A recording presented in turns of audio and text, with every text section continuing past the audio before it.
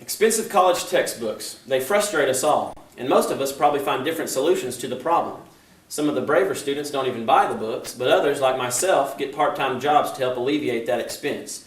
I'm a courtesy clerk at Brookshire's, and today I will demonstrate for you how to properly bag groceries for customers at a grocery store.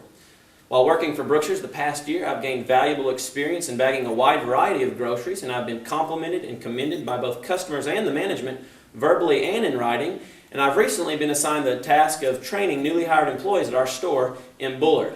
There's a lot of things I try to keep in mind while bagging groceries for customers, and I'm just going to let you know the most important ones so that you can keep in your own mind a framework for how this process can be done quickly, efficiently, and safely.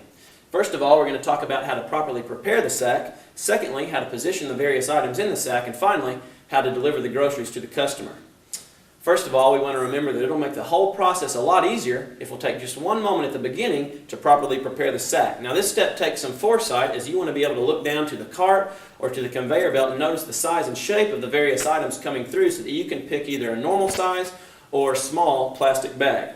Our demonstration today includes a normal size plastic bag. This is the most commonly used type of bag, but you also want to take this opportunity to ask the customer if they would prefer paper or plastic. If they want paper, by all means, bag their groceries in paper, but if they have no preference, we like to use plastic because it's less expensive than the larger paper bags. This step also includes opening the bag. Now, at a first glance, this may seem pretty simple, but I've learned from experience that these bags can be pretty tricky. They tend to stick or rip, so I just like to lick a finger and take one downward swipe, and this creates enough friction to separate just one plastic layer from the rest of the bags, and then that frees up our hands to make a nice wide opening and a nice base, which prepares us for our second step, and that is properly positioning the groceries in the bag. Now, there's also a lot to consider when you're selecting the various items to put into each sack. For example, you don't want to crush the bread or eggs. We also like to put all the cold things in one bag, and we like to separate our produce from our meat and other non-food items such as chemicals that may contaminate the other foods. And so we follow these basic principles while we're filling the sack.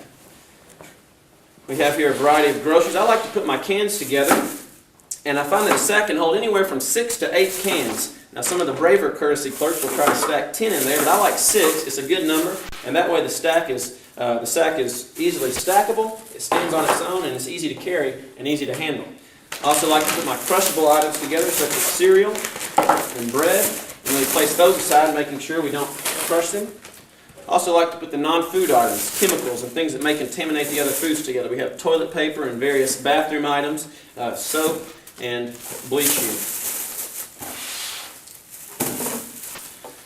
Now, as I said, we want to remember these basic principles, but probably the most important thing is just to remain flexible and use your common sense and remain calm. Now, the sacks need to be full but not overflowing, and the sack should stand on its own but be easy for the customer to handle as well. And that brings us to our third point, which is delivering the groceries. Now, many will appreciate it if you push out a cart full of groceries for them, but others like to carry the groceries out for themselves. In any case, though, you need to be as accommodating as you can, regardless of their preferences. We want to make sure that the handles are secure. I like to do this simply by twisting the handles like so, and that gives the customer a nice, easy handle to hold, and it makes sure that the items don't fall out and the sack doesn't tip over.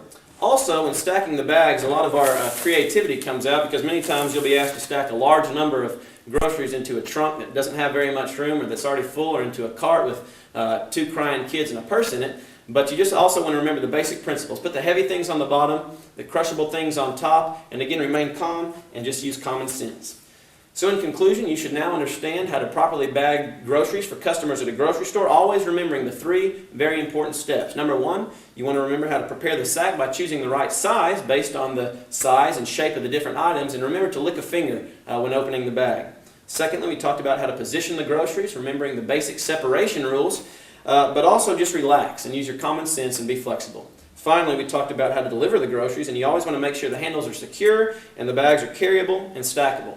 Once you've got these 3 basic principles down, you're well on your way to becoming Employee of the Year and earning just enough money for those college textbooks.